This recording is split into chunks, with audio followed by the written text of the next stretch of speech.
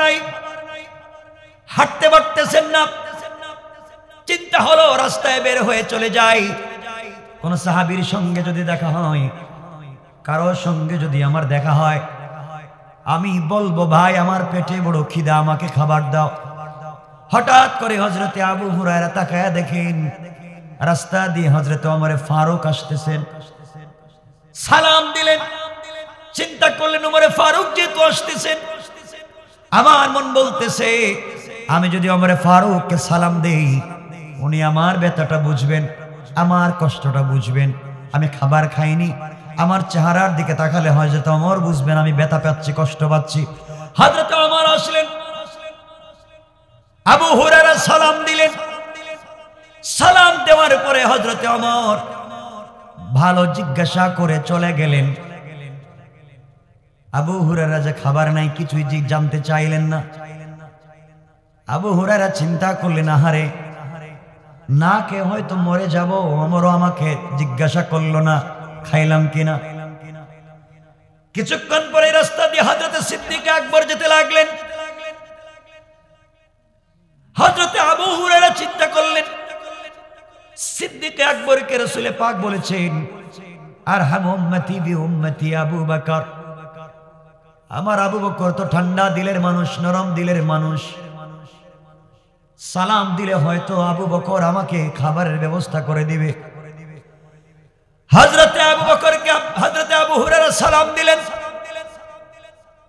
আবু হুরায়রা সালামের জবাব দিলেন। জবাব দেওয়ার পরে হযরতে আবু বকর চলে যাচ্ছেন, কিছুই জানতে চাইলেন না। আবু হুরায়রা চিন্তায় পড়ে গেলেন আহারে কেউ দেখি খবর নেয় না, আমি কি না খেয়ে মারা যাব। রাস্তায় বসে পড়লেন। হঠাৎ করে রাস্তার দিকে তাকায়া দেখে বিশ্ব নবী নবী রহমত এই রাস্তা দিয়ে আসতেছে। আল্লাহর পয়গম্বরকে আসতে দেখে হযরতে আবু হুরায়রা দাঁড়িয়ে গেলেন। আমার নবী আসবার পর সালাম দিলেন। রাসূল পাক সালামের জবাব দিলেন। আবু হুরায়রাকে বললেন আবু হুরায়রা দাঁড়িয়ে আছো কেন? আবু হুরায়রা জবাব দিচ্ছেন না। রাসূল পাক চেহারার দিকে তাকালেন, ডান হাতটা ধরে ফেলেন আর বলেন আবু হুরায়রা চলো আমার সঙ্গে, আমার বাসায় চলো, তোমাকে আমার বাসায় নিয়ে যাই। আবু হুরায়রাকে বিশ্বনবী বাসায় নিয়ে আসলেন। দরজার সামনে দাঁড়াইয়া চিৎকার করে বললেন ঘরে কে আছো? ঘরে কি কোনো খাবার আছে? ঘরের ভিতর থেকে আমাদের আম্মা জান যে কোনো একজন জবাব দিলেন ইয়া রাসূলুল্লাহ, ইয়া হাবিবাল্লাহ, পয়গম্বরে আরবি ঘরের ভিতরে খাবার আছে। নবীজি বললেন কি আছে? পাঠাইয়া দাও। আবু হুরায়রা মনে করতে পারলেন 3 দিন পরে হয়তো খাবার পেয়েছি, রাসূল পাকের মাধ্যমে ব্যবস্থা হলো। কিছুক্ষণ পরে একজন এক গ্লাস অথবা এক পেয়ালা দুধ বিশ্ব নবীর হাতে দিয়ে বলছেন ইয়া রাসূলুল্লাহ, ইয়া হাবিবাল্লাহ, পয়গম্বরে আরবি এই দুধগুলা আপনার একজন সাহাবী হাদিয়া দিয়েছেন, আপনি পান করবেন। আল্লাহর পয়গম্বর বললেন ঠিক আছে। আবু হুরায়রা আমার কাছাকাছি আসো। আবু হুরায়রা চিন্তা করলেন এক কাপ, এক গ্লাস, এক পেয়ালা দুধ আমাকে যদি রাসূল দেন, টান দিয়ে খেয়ে ফেললো তো পেটও ভরবে না। নবীজি কি খাবেন, পরিবারের ভিতরে কি পান করবে জানি না। আমার নবী বললেন আবু হুরায়রা তুমি যেই মাদ্রাসার ছাত্র, এই মাদ্রাসার নাম কি? আবু হুরায়রা বললেন রাসূল মাদ্রাসার নাম তো মাদ্রাসায়ে সুফা। তোমার মতো আরো কতজন আছে? ইয়া রাসূলুল্লাহ আমার মতো আরো 80 জন আছে। এই মাদ্রাসার ভিতরে আমার মতো আরো 80 জন আছে যার বাড়ি নাই, ঘর নাই, খাবার নাই। নবীজি বললেন আবু হুরায়রা যাও, তোমার মাদ্রাসার বাকি 80 জন ছাত্রকে নিয়ে আসো, লাইন ধরায়া দাও। ইয়া রাসূলুল্লাহ খাবার কোথায়? নবীজি বলেন আবু হুরায়রা আমার হাতে এক পেয়ালা দুধ রয়েছে, আমার বিশ্বাস এই দুধগুলা তোমরা সকলে পান করার পরেও থেকে যাবে। কোন সুবহানাল্লাহ। আবু হুরায়রা মনে মনে চিন্তা করলেন এক পেয়ালা দুধ আমি পান করলেই তো থাকবে না। আর নবীজি বলছেন 80 জনকে দাওয়াত করার জন্য না জানি আমাকে বলবেন তুমি বন্টন করে দাও। আমি যদি বন্টন করতে দেই তাহলে তো পরে কোনো খাবারই পাবো না। 80 জনকে দাওয়াত করা হলো, সবাই লাইনে বসে গেলেন। হযরতে আবু হুরায়রাকে বিশ্বনবী বলছেন, আবু হুরায়রা তুমি নিজের হাতে সবাইকে পান করিয়ে দাও, ডাইন দিক থেকে শুরু করে দাও। এই বলে আবু হুরায়রার হাত থেকে পেয়ালা নিয়ে গেলেন। নবীজি মুখের কাছে নিলেন, 1 ফোঁটা দুধ মুখের ভিতরে নিলেন। মুখের ভিতরে নিয়ে দুধগুলাকে আবার পেয়ালায় ছেড়ে দিলেন। আর বলেন আবু হুরায়রা সবাইকে তৃপ্তি সহকারে পান করতে বলবে, যেন আরো 2 দিনের ভিতরে খাবার না লাগে, এমন করে যেন পান করে যায়। কোন সুবহানাল্লাহ। আবু হুরায়রা বলছেন, ইয়া রাসূলুল্লাহ, ইয়া হাবিবাল্লাহ, পয়গম্বর আরবি দুধ দিয়েছেন মাত্র 1 পেয়ালা, আর বলতেছেন সবাইকে পান করানোর জন্য। সবাইকে পান করতে পারবে? নবীজি বলেন, করো, দেখেন বরকত কার নাম। আবু হুরায়রা একজন একজন করে পান করাতে লাগলেন। পূর্ণাঙ্গ 80 জন পান করা শেষ হয়ে গেল। আবু হুরায়রা পেয়ালার দিকে তাকায়া দেখে আগে যেমন দুধ ছিল তার চাইতে বেশি বেশি মনে হয়। আল্লাহু আকবার বলেন। বরকত কার নাম। আমার বন্ধুগণ, আবু হুরায়রা আশ্চর্য হয়ে গেলেন, কি ব্যাপার, 1 পেয়ালা দুধ 80 জনকে পান করালাম, এরপরও দেখা যায় দুধ রয়ে গিয়েছে, ব্যাপার কি বুঝতে পারি না। তিনি বলছেন, ইয়া রাসূলুল্লাহ, এই যে দুধ রয়ে গেল কি করব? এবার তিনি চিন্তা করলেন, নবীজি যদি এবার আমাকে বলেন খালি করে দেব। বিশ্ব নবী বলছেন, আবু হুরায়রা এবার তুমি পান করো। আবু হুরায়রা বলছেন, ইয়া রাসূলুল্লাহ, আমি যদি পান করি আপনি পাবেন না, আপনি পান করে আমাকে দেন, আমি খেয়ে ফেলি। বিশ্ব নবী আবু হুরায়রার পিঠে হাত দিয়ে বলছেন, আবু হুরায়রা তুমি যদি সব পান করতে পারো পান করে ফেলো, আপত্তি নাই, কিন্তু আমার বিশ্বাস তুমি পান করবার পরেও কিছু থেকে যাবে।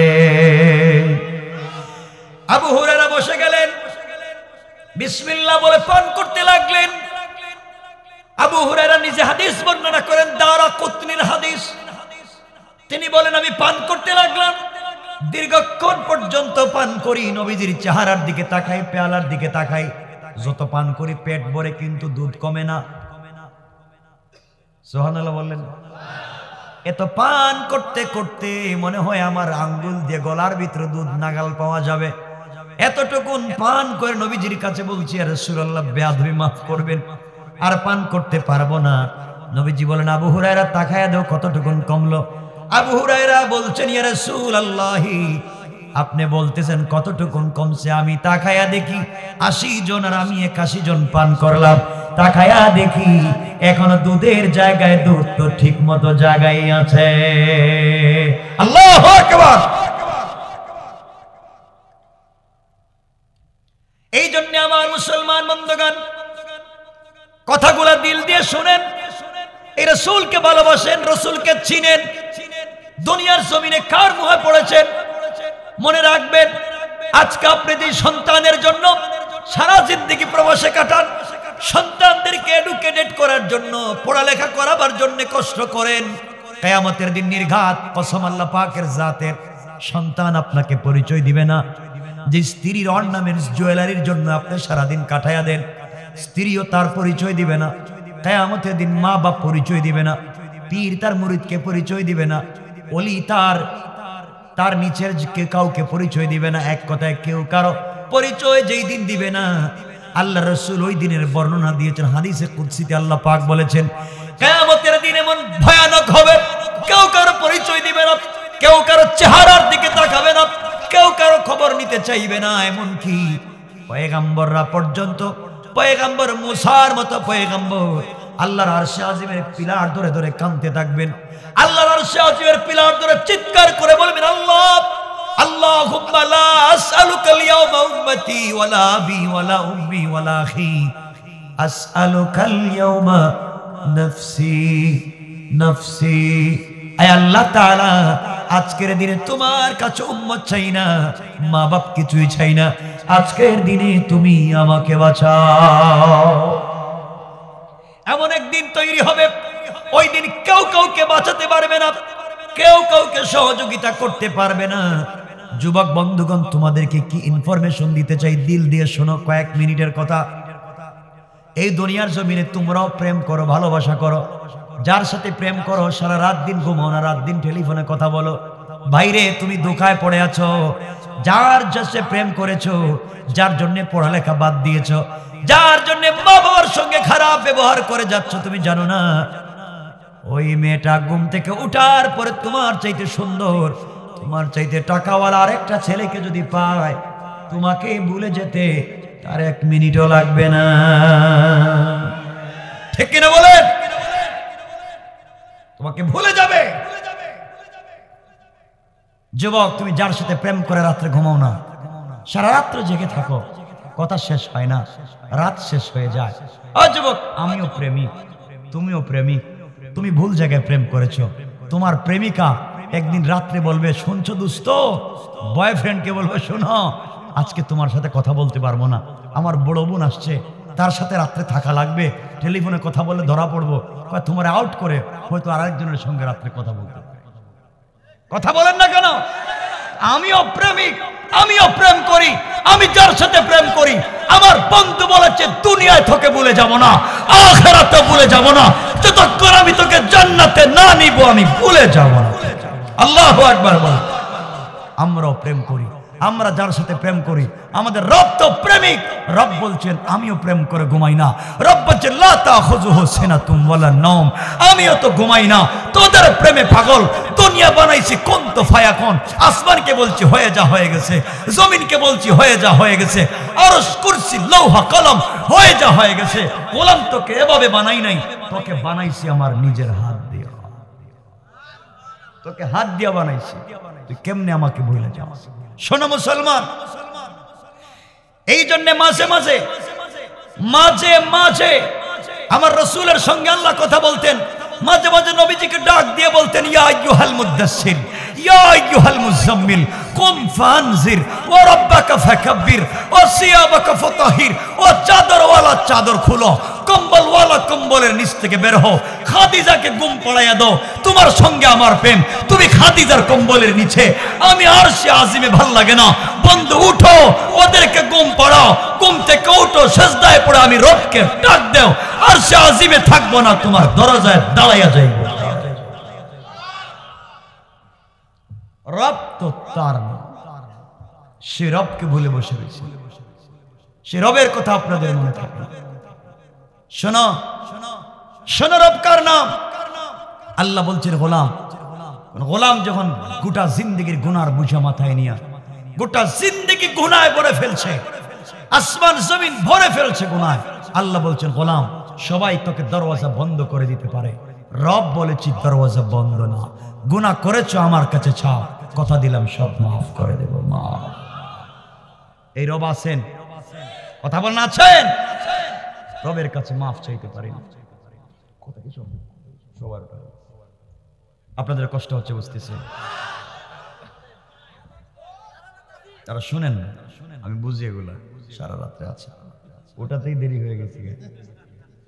শোনো রব কেমনে, শোনো দিলে বুঝাইয়া দেই। কেন বলছি সালাতের কথা? যত জায়গায় যে অবস্থায় থাকো সালাত পড়ো। কেন বলেছিলাম কথার শুরুতে, গোলাম শোনো, তুমি যখন সিজদায় গিয়া পড়বে সুবহান, তখন আল্লাহ ফেরেশতাদেরকে বলছেন, এই ফেরেশতারা, তুই না বলছিল জিনাকার, তুই না বলছিল মদকুর, তুই না বলছিল বদমাশ, তুই না বলছিল চোর, এখন সিজদায় গিয়া কি পড়ে? কো আল্লাহ, ও সিজদায় গিয়া বলতেছে সুবহান। মানে কি? আল্লাহ তুমি নাকি পবিত্র, সে নাকি অপবিত্র, সে বলছে তুমি পবিত্র, সে অপবিত্র।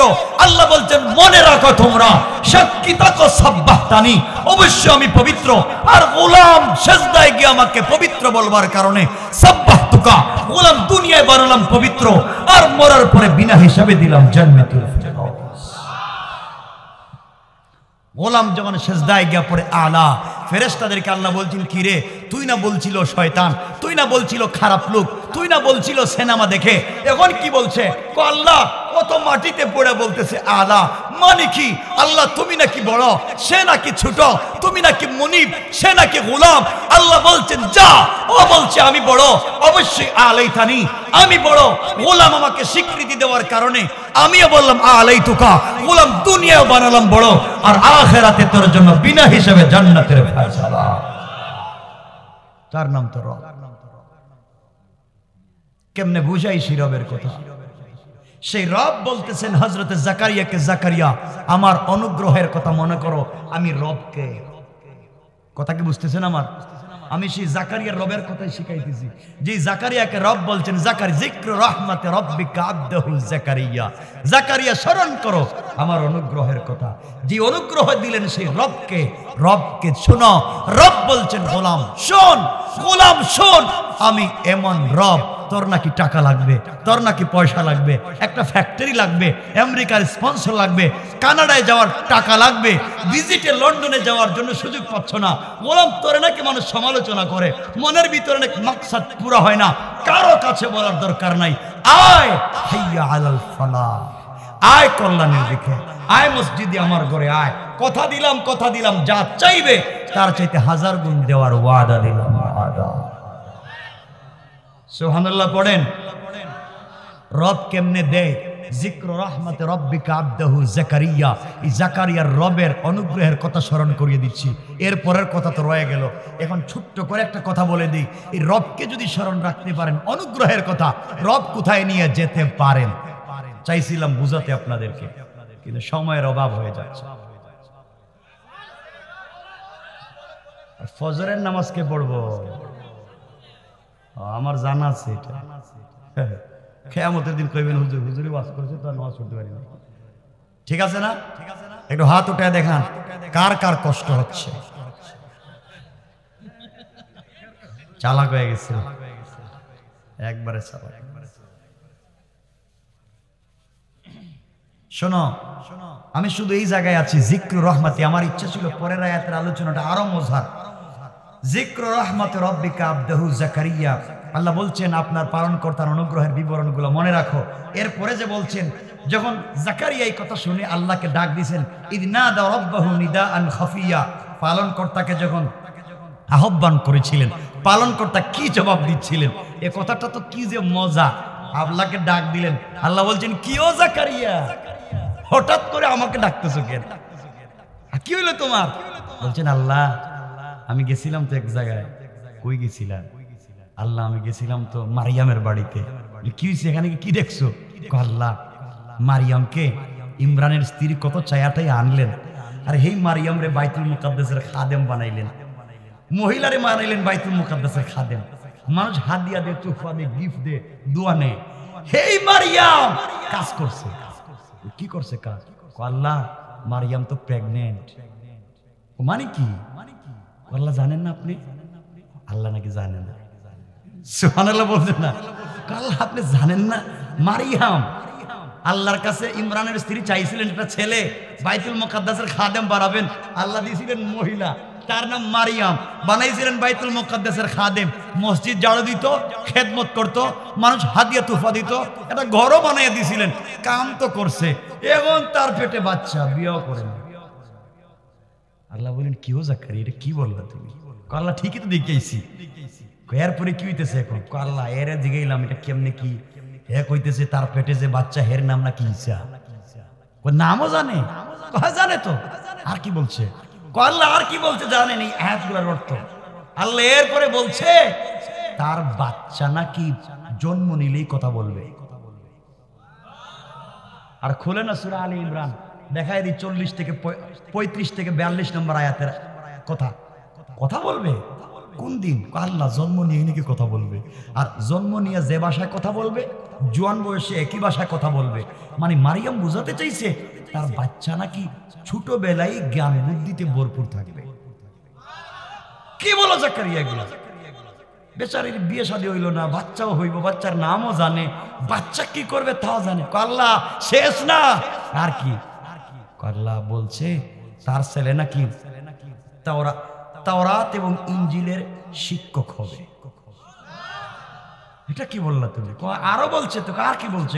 ইলম, এবং হিকমত নাকি তুমি পুরাপুরি দিয়ে দিবা এরে। এরপরে কি আল্লাহ এরে নাকি তুমি নবীর জায়গায় রাসূলও বানাইতেছো।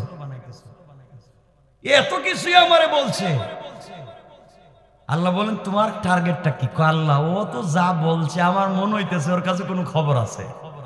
সুবহানাল্লাহ বললেন না? আল্লাহ বলেন জাকারিয়া এত কথার বাদ দাও, তুমি কি জানতে চাও এটাকে? জাকারিয়া ইসলাম আল্লাহর কাছে বলতেছেন, এই দেখেন পরের আয়াতে জাকারিয়া আল্লাহর কাছে বলতে লাগলেন, ক্বালা রাব্বি ইন্নী ওয়াহানাল আযমু মিন্নী ওয়াশতাআলা আর-রা'সু শাইবা ওয়ালাম আকুন বিদুআইকা রাব্বি শাকিয়া। আল্লাহু আকবার। আল্লাহর কাছে বলেন আমার পালন কর্তা, আমার তো বয়স বেড়ে গিয়েছে। আল্লাহ বলেন তো সমস্যা কি? তোমার বয়স বাড়ছে আমারও কোকেন। সুবহানাল্লাহ বললেন না? তোমার বয়স বাড়ছে তো আমি কি করব? আল্লাহ হঠাৎ করে বয়স বেড়ে গেছে। এরপরে কি হয়েছে? আল্লাহ আমার চুল পেকে গিয়েছে, দাড়ি পেকে গিয়েছে, দাঁত পড়ে গিয়েছে। কার কি হয়েছে? আল্লাহ হাঁটতে পারি না আগের মতো, চোখেও দেখি না। বুঝলাম তো, এতক্ষণ মারিয়ামের কথা বললা, ঈসার কথা বললা, এখন আবার নিজের কথা কি বলতে চাও? এবার জাকারিয়া বলছেন, আল্লাহ ওয়ালাম আকুম বিদুআইকা রাব্বি শাকিয়া। আল্লাহ তোমার জীবনে ডাইকা কোনোদিন বিফল হই নাই। যতদিন যত কিছু চাইছি তত কিছুই পাইছি। আল্লাহ বলেন বুঝলাম না, তুমি আরেকজনের খবর কইলা, বাইতুল মুকাদ্দাসের মহিলার কি হয়ে গেছে, কি থেকে কি হেগুলা কইলা, তোমার খবর বলতেছো, সমস্যাটা কি? আল্লাহ আরেকটু কিছু বলবো? আল্লাহ বলেন ক। এরপরে কি বলতে চাও? বুঝলাম তোমার চুল পাকছে, দাড়ি পাকছে, বুড়ো হয়ে গেছে গা, তো তোমার সাথে মারিয়ামের সম্পর্ক। আল্লাহ আরেকটু কই? আল্লাহ ক। হযরত জাকারিয়া বলতে লাগলেন, ওয়া ইন্নী খিফতুল মাওয়ালিয়া মিন ওয়ারাই ওয়া কানাত ইমরাআতি আকিরান ফাহাবলি মিন লাদুনকা ওয়ালিয়া। আল্লাহু আকবার। আল্লাহকে বলছে, আল্লাহ আমি ভয় করতেছি আমার পরে আমার গোত্র যারা আছে মুসলিমেরা কাফের হয়ে যেতে পারে। আল্লাহ বলেন বুঝলাম না, মারিয়ামের কথা বললা, তোমার বুড়াকির কথা বললা, এখন বলতেছো তোমার গোত্রের লোক কাফের হয়ে যাবে, তো বুঝতেছি না কোনো কথা মিল নাই। আয় আল্লাহ আরেকটা কথা বলি। আল্লাহ বলেন বলো তো কি? তিনি বললেন ওয়া কানাত ইমরাতি আকিরা। আয় আল্লাহ তাআলা আপনি জানেন আমার স্ত্রী তো বন্দা। আল্লাহকে বুঝলাম না জাকারিয়া, কি থেকে কোন কথায় যাও? একবার নিজের কথা, মারিয়ামের কথা, গোত্রের কথা, এখন বলতেছো বউ তোমার বন্দা, তো তোমার বউ বন্দাতে আমি কি করব? সুবহানাল্লাহ বললেন না? আল্লাহ বলতেছেন বুঝলাম তোমার বউ বন্দা, তুমি বুড়া, তোমার উম্মত কাফের হয়ে যাইব, তো তুমি কি বলতে চাও একটু খোলাখুলি বলো তো। জাকারিয়া সুবহানাল্লাহ বললেন না? কথা বলা শিখছে পয়গম্বর তো। আল্লাহর কাছে বলছেন, আল্লাহ ফাহাবলি মিন লাদুনকা ওয়ালিয়া। আয় আল্লাহ তাআলা আপনার পক্ষ থেকে আমাকে একজন কর্তব্য পালনকারী দান করো। সুবহানাল্লাহ বললেন। বলে জাকারিয়া কি বলতে চাও? বলে আল্লাহ বলতে চাইতেছি যে মারিয়াম রেও তো দেখতেছি তুমি ছাড়া তো কেউ ঈসা দিল না, যদিও পেটে আছে এটা তুমি দিছো, ওর তো বাপ নাই। জানি তো। মারিয়ামের স্ত্রী স্বামী নাই, জানি তো। তের পেটে তো বাচ্চা, আপনি ছাড়া এটা আইলো কেন? সুবহানাল্লাহ বললেন। তো আমি যে বুড়ো হয়ে যাইতেছি এটা আপনার খবর নাই? আমার উম্মত যে কাফির হয়ে যাইবে, আমার পর এখানে নবী কে থাকবে? আমি বলতেছি আপনি যদি দয়া করে আমার জন্য একজন অনুগ্রহ দান করেন যে আমার পরে জাতির দেইকা রাখবে, এমন একটা মানুষের দরকার ছিল। আল্লাহ বলেন তো আমি একজনে বানাবো, সমস্যা কি? আমি যে কোনো একজন নবী বানাই দিব। তো তোমার এত কথা বলার কি? একজনে বানাই দিলেই তো হয় না? হয় না?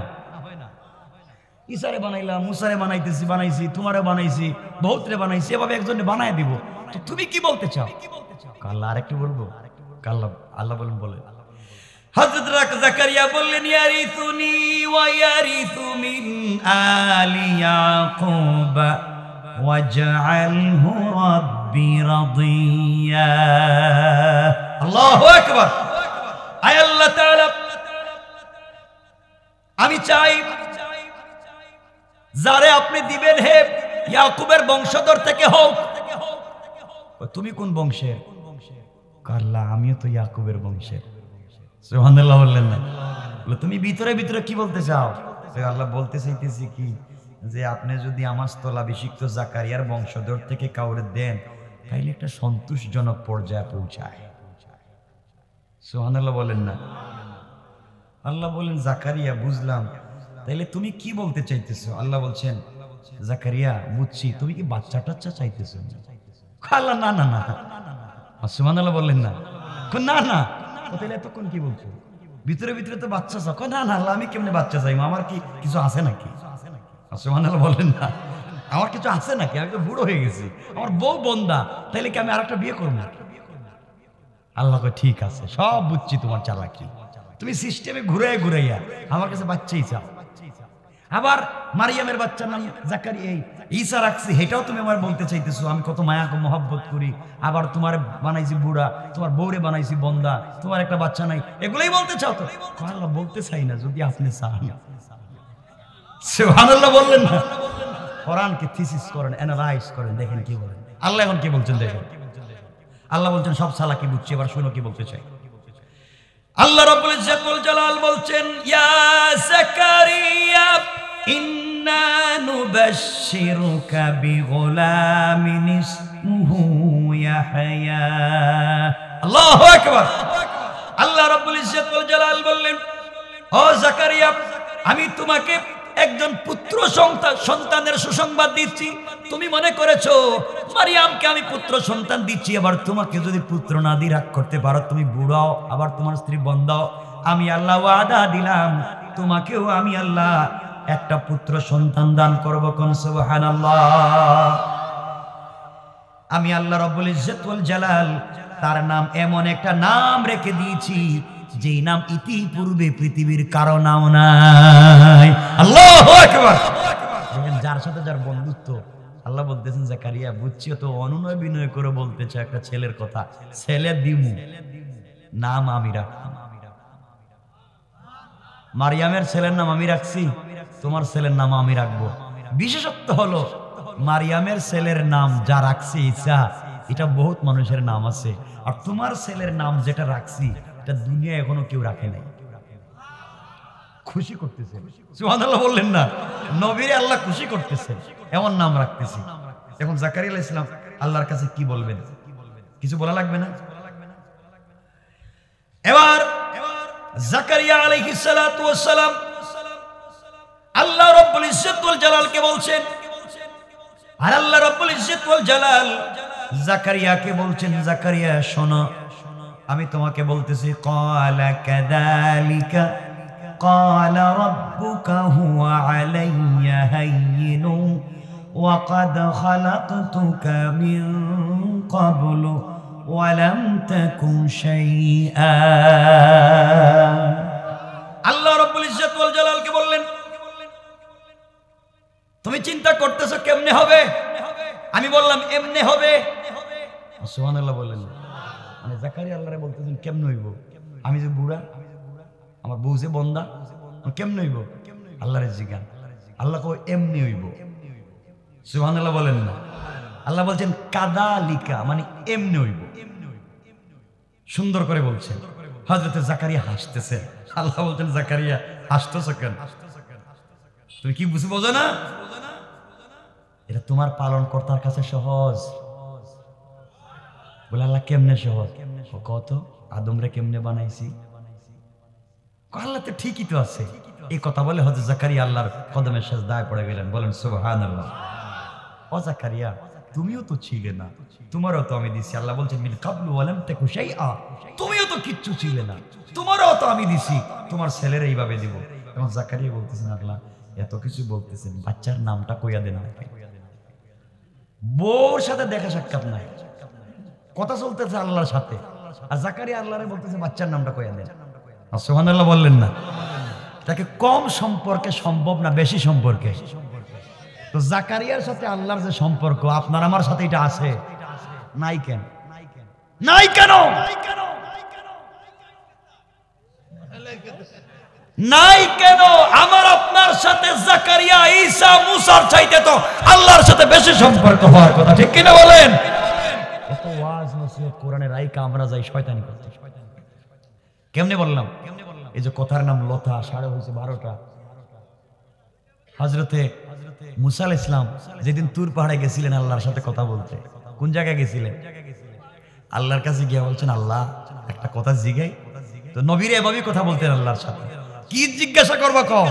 আল্লাহ একটা কথা কও না, আপনি কই আর আমি কই? আমি যে নিচে বসে রয়েছি, তুমি কই আর আমি কই? আল্লাহ বলছেন, মুসা তুমি বলো না কেন আমি কোথায় আর তুমি কোথায়? মুসা বলছেন, আল্লাহ আমার মন বলতেছে আমি তো তুর পাহাড়ের নিচে বসে রয়েছি, আপনি মনে হয় তুর পাহাড়ের উপরে বসে রয়েছে, আমার উঠতে দিতেছেন না। সুবহানাল্লাহ বললেন না? আমার অনুমতি দিলেই তো উঠে যাই তোমার কাছাকাছি। আল্লাহ বলছেন, মুসা না, আমি তুর পাহাড়ে নাই, আমি যেখানে আছি আর তুমি যেখানে আছো মধ্যখানে 70,000 নূরের পর্দা। আল্লাহু আকবার। এবার মুসা কষ্ট পাইলেন, আল্লাহ 70,000 নূরের পর্দার এপার ওপার থেকে আমার সঙ্গে কথা বলবেন, জীবনে কি কারোর সাথে সামনাসামনি কথা বলবেন না? আল্লাহ বলছেন, কেন? বলবো তো। আল্লাহ, কোন নবীর সাথে? নবী কি? আমার গোলামের সাথে কথা বলবেন। কেমনে কেমনে? আমার আল্লাহ বললেন, শোনো রে মুসা, তোমার সঙ্গে কথা বলার জন্য তুর পাহাড়ে নিয়ে এসেছি, তাও তুমি এক জায়গায় আমি আর এক জায়গায়, হাজার হাজার মাইল দূরে। আর আমার আখিরি জামানার গোলামেরা নামাজের সিজদায় পড়ে যখন আমি আল্লাহকে আল্লাহ বলে ডাক দিবে, তখন আমি আরশে আজিমে থাকি না, মিন হাবলিল ওয়ারিদ, তার গলার রগের চাইতে আরো কাছে হাজির হয়ে যায়। সুবহানাল্লাহ, জোরে পড়েন। আপনারা তো সেই জামানার রবের এত কাছাকাছি থাকেন, এরপরে রবকে চিনতে পারেন। এই রবকে চিনবার শেষ কথা জাকারিয়ার যে ওয়াজ শুরু হয়েছে, এটা বহুত লম্বা ওয়াজ। এখন জাকারিয়া সন্তানের নাম জিজ্ঞাসা করবেন, আল্লাহ সন্তানের নাম বলবেন, জাকারিয়া আবার বলবেন, আল্লাহ যখন বুঝতেছি না বাচ্চা কেমনে হইব, আমার একটা প্রমাণ দেন, প্রমাণ দেন, এটা কেমনে কেমনে হইতেছে। জাকারিয়া কয়, প্রমাণ ছাড়া হবে না। সুবহানাল্লাহ বললেন না? তো আল্লাহ প্রমাণ দিবেন কেমনে কেমনে বাচ্চা দিচ্ছেন। জাকারিয়ারে বলবেন, তুমি 3 দিন কথা বলা নিষেধ, কোন উম্মতের সাথে কথা বলবা না, ঘর থেকে বাইরে হইবা না, এক রুমে বসে থাকবা, এরপর আমি বলতেছি কি হইব। সুবহানাল্লাহ বললেন না? এগুলোই হচ্ছে কোরআনের তাফসীর। তো যাই হোক, এতগুলা হচ্ছে জাকারিয়ার সাথে কার সম্পর্ক? কার সম্পর্ক? আল্লাহর সম্পর্ক। আজকে আমাদের সাথে আল্লাহর সম্পর্ক আছে না? আছে। হ্যাঁ, নামাজ পড়ে সুদ খাই, নামাজ পড়ে ঘুষ খাই, নামাজ পড়ে ভ্যানসিল ব্যবসা করি, নামাজ পড়ে আরেকজনের জমি দখল করি, নামাজ পড়ে পাবলিকের রাস্তা বন্ধ করে দেই। কথা বলেন না কেন? এতিমের জায়গা, বিধবার জায়গা, যা পাও মারো আর খাও। আর যদি মানুষকে সাপোর্ট দেন, সহযোগিতা করেন, কি উপকার হবে সে কথা বলেই শেষ করব। কিন্তু 12:30 আজকে রাইতে দেখবেন ভাই, থাকো কেন? আরে 2 ঘন্টা হয়ে গেছে গা। আরে শুনেন, বলেন বলেন বলেন। তাবারুক ঠান্ডা হয়ে যেতেছি শুনছি।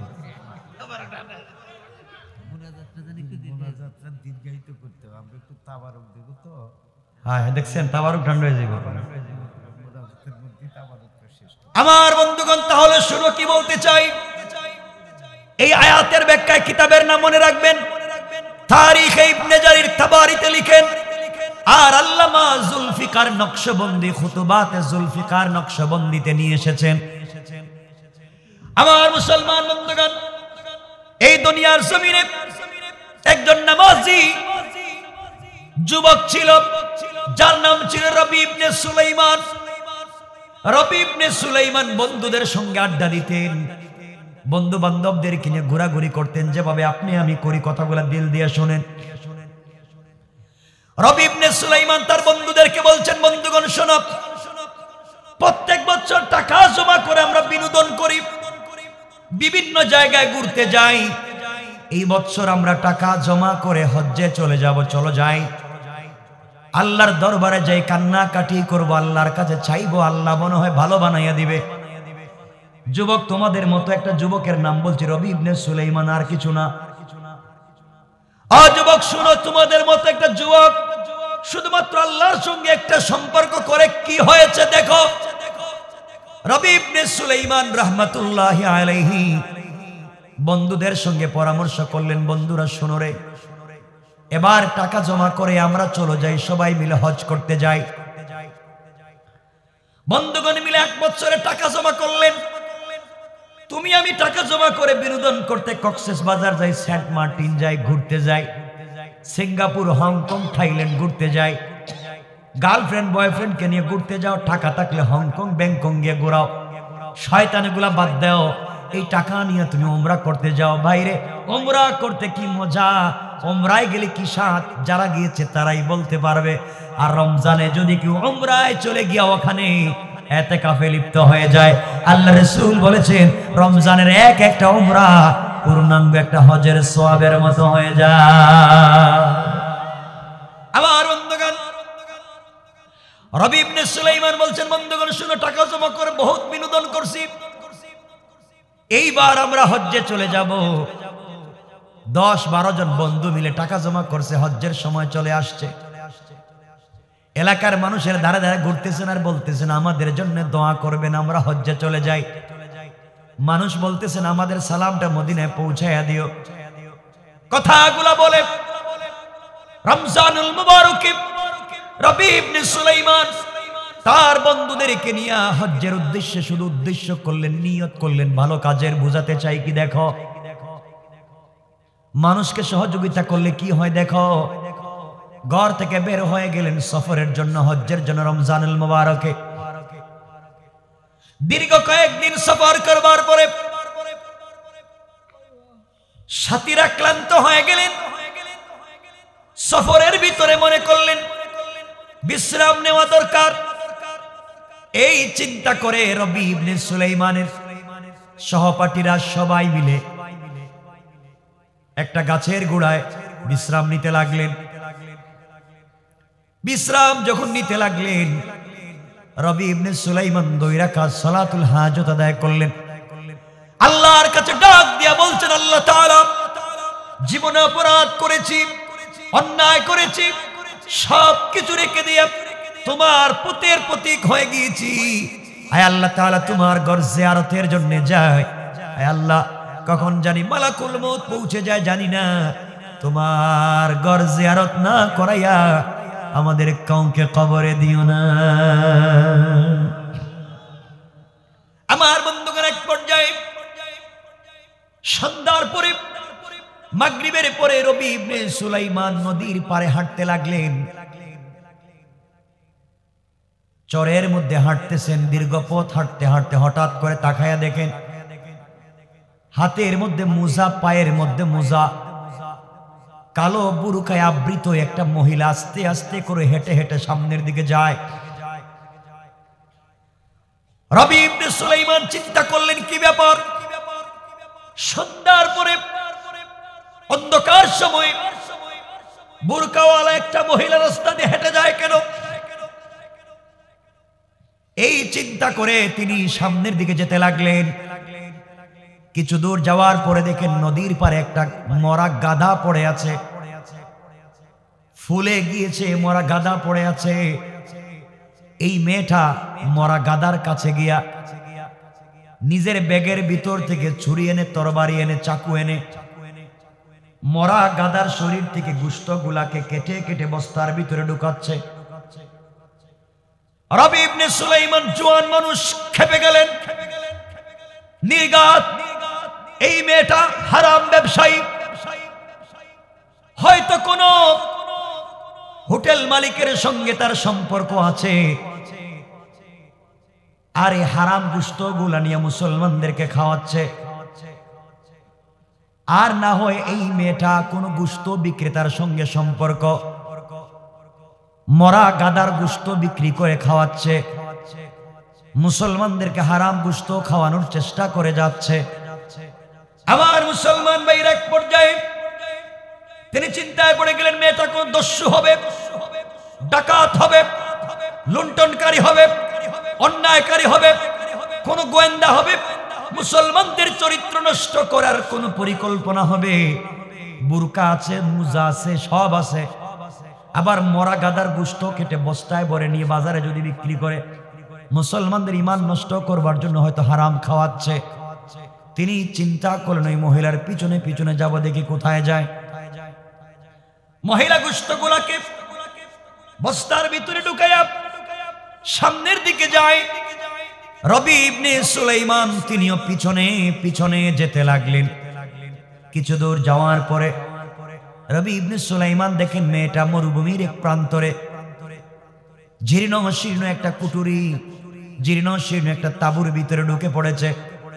তাঁবুর ভিতরে যখন ঢুকে পড়েছে, চিন্তা করলেন দেখি তো কি করে মেয়েটা। হঠাৎ করে তিনি শুনতে পান ওই তাঁবুর ভিতর থেকে মিষ্টি কণ্ঠে কয়েকটা বাচ্চার কোরআনের তেলাওয়াতের আওয়াজ শোনা যায়। আশ্চর্য হয়ে গেলেন, কি ব্যাপার, কোরআন তেলাওয়াতের আওয়াজ আসলো কোত্থেকে? আমি কি মনে করেছি ওরা কারা? মহিলা ঘরের ভিতরে ঢুকবার পরে বাচ্চারা ডাক দিয়ে বলতেছে, আম্মা জান, দীর্ঘ 5 দিন হয়ে গেল ঘরে খাবার নাই। মা রে, তুমি আমাদেরকে প্রতিদিন আমাদেরকে বলছো খাবার আনে দিচ্ছি, আমাদেরকে শুধু বলেই যাচ্ছ। আজ এই দুনিয়ার জমিনে আমাদের বাবা নাই, দুনিয়ার জমিন থেকে বাবা ইন্তেকাল করেছে, বাবার আদর সোহাগ আমরা পাই নাই। আজ যদি আমাদের বাবা বেঁচে থাকতে 5 দিন আমরা না খেয়ে জমিনে পড়ে থাকতাম না। মারে, প্রতিদিন তুমি আমাদেরকে বলো খাবার আনবে, বলো কোরআন তিলাওয়াত করছি এতক্ষণ, তুমি না বলছো আল্লাহর কাছে বললে খাবার দিবে। আল্লাহর কাছে সারাদিন কোরআন তিলাওয়াত করেছি। মা, আমরা 2 ভাই তো হাফেজে কোরআন, আমাদের ছোট্ট বোনটাও তো হাফেজ হয়ে যাচ্ছে মা, এরপরও আমাদের উপর দিয়ে তো বিপদ যায় কেন? মা বলছেন, বাবার ধৈর্য ধরো, এই যে আমি গোশত নিয়ে এসেছি, ছোট্ট ছোট্ট করে তৈরি করে রান্না করে তোমাদেরকে খাওয়াবো, পেট ভরে খাবে। এই যে গোশত আছে বাবা, আল্লাহর কাছে নামাজ পড়ে শুকরিয়া আদায় করো। 3টা বাচ্চা সিজদার মধ্যে পড়ে আল্লাহকে ডাক দিয়া বলছে, আল্লাহ, এই দুনিয়ার জমিনে আমাদের বাবা নাই, মা আমাদের জন্য কষ্ট করতে করতে জীবন ক্লান্ত হয়ে গিয়েছে, কোথায় গিয়েছে, কোথা থেকে গোশত নিয়ে এসেছে আমাদেরকে খাওয়াবে। আল্লাহ শুকরিয়া আদায় করলাম, এভাবে চললেও চলবে, কিন্তু আমরা মরে যাওয়ার আগে কোনোভাবে তুমি আমার। রবি ইবনে সুলাইমান দাঁড়িয়ে দাঁড়িয়ে সব শুনতেছেন, আর সহ্য করতে পারলেন না, ঘরের ভিতরে ঢুকে গেলেন। মহিলাকে ডাক দিয়ে বলছেন, আম্মা জান, আপনার পরিচয় দেন তো, আপনি কে? কেনই বা বাচ্চাদের সঙ্গে প্রতারণা করতেছেন? আমি দেখেছি আপনি মরা গাদার গোশত কেটে নিয়ে এসেছেন, গাদা তো এমনি হারাম, তা আবার মরা গোশত, তা তো আরো হারাম, কেন আপনি এগুলা করতেছেন আমাকে বলেন তো। মহিলা ডাক দিয়ে বলছে, যুবক রে, কে তোমাকে চিনতে পারলাম না। গভীর রাত্রি একটা যুবতী মেয়ে তাঁবুর ভিতরে তুমি ঢুকে পড়েছো ইজাজত ছাড়া, অনুমতি ছাড়া, ব্যাপার কি বলো? রবি ইবনে সুলাইমান বলছেন, আম্মা জান, বেয়াদবি মাফ করবেন, বলেন কি হয়েছে, কেন আপনি হারাম গোশত এনেছেন আমার কাছে? ঘটনা খুলে বলুন, আমি আর কেউ না, আপনাকে বিপদে ফেলবো না, আপনি বলেন। মহিলা ডাক দিয়ে বলছেন, বাবারে, তুমি জানো না আমরা হলাম নবী বংশের সাইয়্যিদ ফ্যামিলির মানুষ, নবীর পরিবারের মানুষ। নবীর পরিবারের 2টা অংশের সাথে আমাদের পরিবারের মিল, নবীর বাবার বংশের সাথে আমার পরিবারের মিল, নবীর মায়ের বংশের সাথে আমার বংশের মিল। আমরা সাইয়্যিদ সৈয়দ ফ্যামিলির মানুষ। আমার স্বামী ইন্তেকাল করেছেন, বুজুর্গ আল্লাহওয়ালা ছিলেন, কোথাও কাজ করতে পারে না, সৈয়দ বংশের মানুষ, কেউ কাজে রাখে না। স্বামী মারা যাওয়ার পরে ঘরে কোনো খাবার নাই, অভাব অনটন পড়েছে।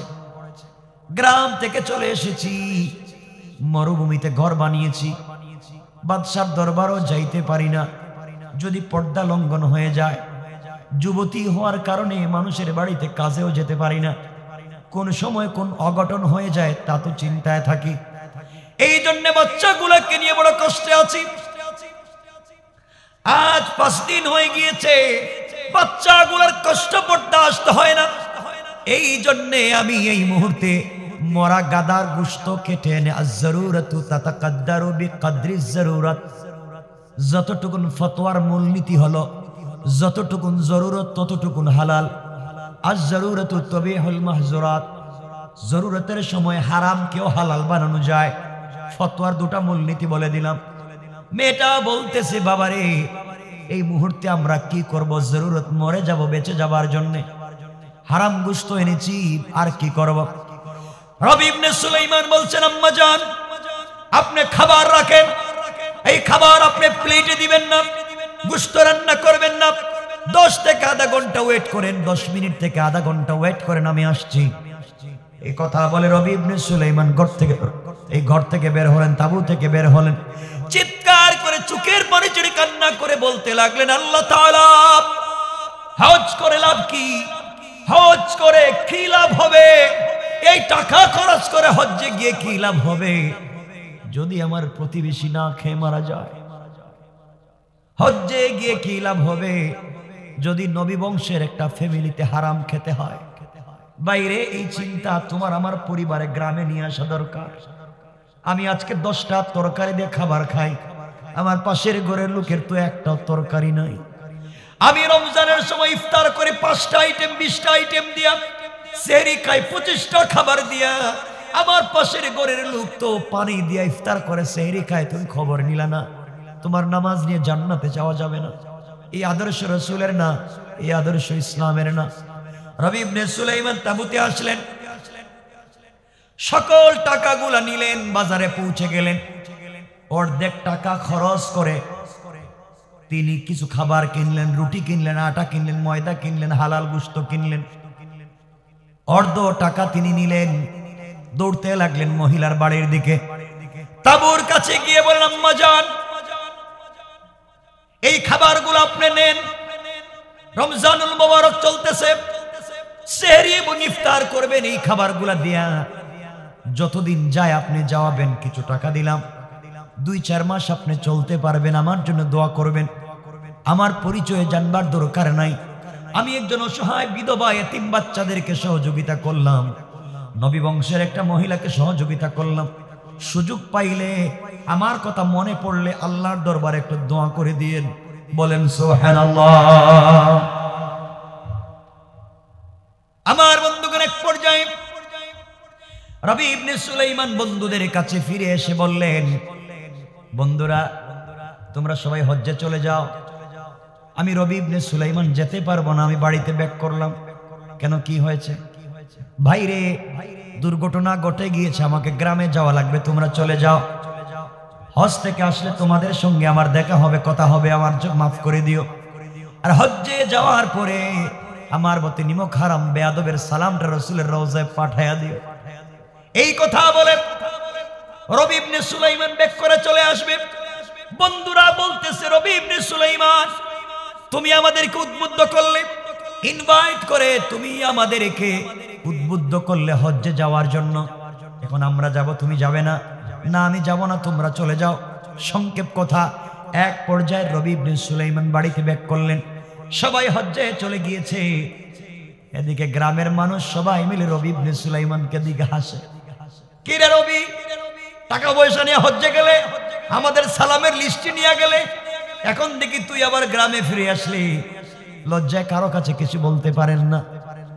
আমার বন্ধুগণ শুধু কান্না করেন আর বলছেন, আল্লাহ তাআলা আমি টাকা নিয়ে হজে যাই, নবী ফ্যামিলির মানুষ কত কষ্টে আছে জানি না। এক পর্যায়ে হজ্জে সবাই চলে গেলেন, হঠাৎ করে তার বন্ধুরা হজ করতেছেন, একজনে মাকাম ইব্রাহিমে 2 রাকাত সালাত পড়তেছে, সামনে তাকায়া দেখে রবি ইবনে সুলাইমান দাঁড়ায়া নামাজ পড়তেছে। বন্ধু আশ্চর্য হয়ে গেল, কি রে, রাস্তার থেকেও ফিরে গিয়েছে, হজে আসবে না বলে, এখন দেখি আমাদের সামনে নামাজ পড়ে, আমাদের সাথে দুষ্টামি করেছে, বেঈমানি করেছে। ওই বন্ধু সালাম ফিরিয়া আর রবি ইবনে সুলাইমানকে পায় না।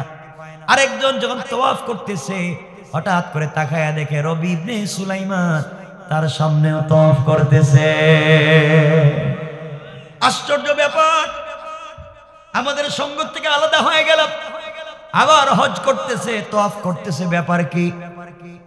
হজ্জের কাজ শেষ হয়ে গেল, সবাই মদিনায় চলে গেলেন রাসূলের রওজা জিয়ারত করতে, সালাম দিতে। একজন বন্ধু যখন দাঁড়ায়া দাঁড়ায়া সালাম দেয়, এমন সময় রবি ইবনে সুলাইমান দৌড়াইয়া এসে বলছে, ভাই এই যে আমার হাতে একটা ব্যাগ, আমি কষ্টে আছি, আমার ব্যাগটা রাখ। রাসূলকে সালাম দিতে পারতেছি না মানুষের ধাক্কায়, আমার ব্যাগটা হাতে রাখ, আমাকে যদি খুঁজে না পাস বাড়িতে দিস, ব্যাগটা রাখ। বন্ধু বলতেছে, তুই না বললে আসবে না, তে আসলে কেমনে? ঘটনা কথা পরে হবে, আগে ব্যাগ রাখ, আমি সালাম দিই। সালাম দিতে গিয়েছে, বন্ধু আর খুঁজে পায় না। হজ্জের সমস্ত কাজ সমাধান করে সবাই যখন বসেছে, একজন বলতেছে, দোস্ত জানিস কি, আমি রবি ইবনে সুলাইমানকে মাকাম ইব্রাহিমে দেখছি। আরেকজন বলছে, আমি তায়েফে দেখছি। আরেকজন বলে, আমি তো মিনায় দেখলাম।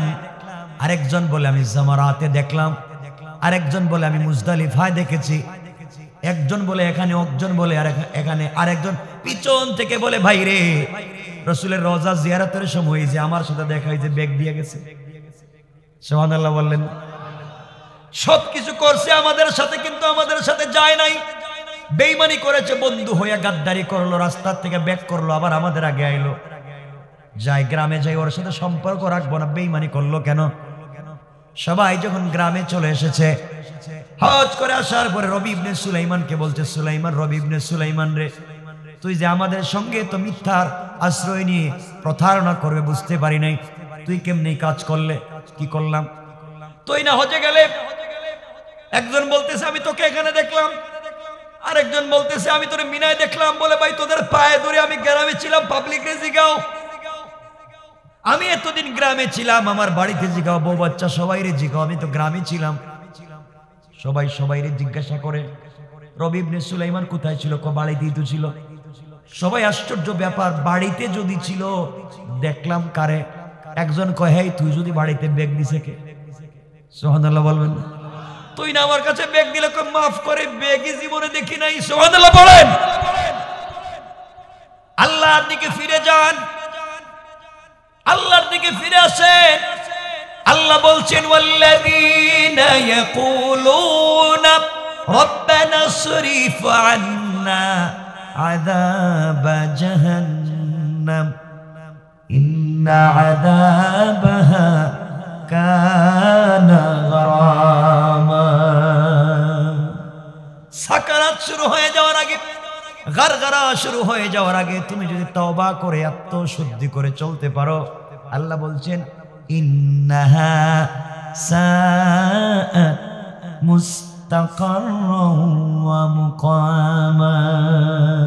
নির্ধারিত তোমার জন্য যে জাহান্নাম রয়েছে, আল্লাহ রাব্বুল ইজ্জত ওয়াল জালাল ওই জাহান্নাম থেকে বের করে তোমার জন্য জান্নাতের ফয়সালা করে দিবেন। কোন সুবহানাল্লাহ। আবার বন্ধুগণ, রবি ইবনে সুলাইমানকে বন্ধুরা ত্যাগ করলেন, মিথ্যাবাদী প্রমাণ করে সবাই চলে গেলেন। রবি ইবনে সুলাইমান গভীর রাত্রে ইশার সালাত পড়ে, তাহাজ্জুদের সালাত পড়ে আল্লাহর দরবারে কান্না করে বলছে, আল্লাহ এমনি তো হজে গেলাম না, তাও এখন বদনাম কেমনে বাঁচি? গভীর রাতে তাহাজ্জুদের সালাত পড়ে ঘুমিয়ে গিয়েছে। ঘুমের ঘরে স্বপ্নে দেখে তার রুমের ভিতরে বিশ্বনবী হাজির হয়ে গিয়েছে। আল্লাহু আকবার। আল্লাহ রাসূল হাজির হয়ে বলছেন, রবি দাঁড়াও। রবি ইবনে সুলাইমান দাঁড়িয়ে গিয়েছেন। নবীজি বুকের সঙ্গে জড়াইয়া কপালে চুম্বন করে বলছেন, রবি ইবনে সুলাইমান, তো চিন্তা করো কেন, কি হয়েছে? ইয়া রাসূলুল্লাহ, গ্রামের মানুষ আমাকে ঠাট্টা করে হজে কেন গেলাম না, আর বন্ধুরা আমাকে মিথ্যাবাদী বলে, তাদেরকে রাইকা কেন গেলাম? আমি তো কোনোটাই বুঝতে পারতেছি না, কি করলাম? আল্লাহ রাসূল বলতেছেন, রবি ইবনে সুলাইমান, তোমার বন্ধুরা বলেছে তুমি হজ্জে গিয়েছো, তাও ঠিক। এলাকার মানুষ বলেছে তুমি যাও নাই, তাও ঠিক। সুবহানাল্লাহ বলেন। ইয়া রাসূলুল্লাহ, দুইটা কাজ একসাথে ঠিক হয় কেমনে? আল্লাহর নবী বলছেন, রবি ইবনে সুলাইমান, তুমি হজ্জের টাকা দিয়া যেই বিধবা মহিলাকে, যে এতিম বাচ্চাগুলাকে সহযোগিতা করেছো, ওগুলা আমার নবী বংশের মানুষকে সহযোগিতা করেছো। এতিমের পক্ষে দাঁড়িয়েছো, বিধবার পাশে দাঁড়িয়েছো, তাদের পিছনে টাকা খরচ করে হজে যাইতে পারো নাই। আল্লাহ তোমার দানে এত এত বেশি খুশি হয়েছে, তোমার চেহারা সুরতে একজন রহমতের ফেরেশতা দিয়া তোমার পক্ষ থেকে হজ করাইয়া দিয়েছে। আর ইবনে সুলাইমান, আর ওই যে বেগের কথা বলতেছো, শোনো রে, যখন তারা মদিনায় আসছিল তখন আমি বিশ্বনবী সাল্লাল্লাহু আলাইহি ওয়াসাল্লাম আমার পক্ষ থেকে ওই রহমতের ফেরেশতার কাছে ব্যাগটা দিয়েছিলাম। তুমি আমার ফ্যামিলির জন্য এত কিছু করেছো, গরিব এতিম অসহায় মানুষকে সহযোগিতা করেছো। আমি রাসূলের দিলটা ঠান্ডা হয়ে গিয়েছে, কিছুই দিতে পারি নাই, তোমাকে ব্যাগটা দিয়েছি। জীবনে কিছুই করা লাগবে না, আল্লাহর উপরে অটল অবিচল রাখো, বিশ্বাস রাখো। আল্লাহর উপরে কিয়ামতের দিনে আমার হাতের হাউজে কাউসারের পানি তোমাকে পান করাইয়া দিব। কোন সুবহানাল্লাহ। কিন্তু রবি, এই বছর কারো হজ কবুল হয় নাই। এই কথা শুনবার পরে হাউমাউ করে কান্না করে ঘুম থেকে উঠেছেন। আর রাসূলকে স্বপ্নে দেখলাম, আমার পক্ষ থেকে রহমতের ফেরেশতা দেখলাম, তো হজ কবুল হয় নাই। এত কষ্টের পরে হজ কবুল হলো না। আবার কান্না করতে লাগলেন, কাঁদতে কাঁদতে সেজদায় পড়ে গেলেন, সেজদায় ঘুমিয়ে গেলেন। ঘুমিয়ে যাওয়ার পরে স্বপ্নে দেখেন তার মাথার কাছে একজন ফেরেশতা বসা, তার পায়ের কাছে একজন ফেরেশতা বসা। পায়ের ফেরেশতা মাথার ফেরেশতাকে বলছে, শুনছত? কয় না। এই বছর কারো হজ কবুল হয় নাই। তাই নাকি? বলে হ্যাঁ। কিন্তু একজনের হজ কবুল হইছে। কেসে? তার নাম রবি ইবনে সুলাইমান। আল্লাহু আকবার। একজনের হজ কবুল হয়েছে, কারো হয় নাই। তাহলে বাকিদের হজ কি হলো? আল্লাহ ওই একজনের হজের কারণে বাকি সকল মানুষের হজকে কবুল করে নিয়েছে। এই জন্য দুনিয়ার জমিনে আল্লাহর সাথে বন্ধুত্ব করতে হবে, রাসূলকে ভালোবাসতে হবে। এই দুই কাজ করে দুনিয়ার জমিনে যদি চলতে পারি, আল্লাহ রাব্বুল ইজ্জত ওয়াল জালাল আমাদের সবাইকে কবুল করে জান্নাত পর্যন্ত পৌঁছে দিবেন। কোন সুবহানাল্লাহ। না দিবেন না? বলেন। আল্লাহ আমাদেরকে কবুল করুন। বুঝতে পেরেছি অনেক দেরি হয়েছে, আমি আর লম্বা করতে চাই না, কথা এখানে শেষ।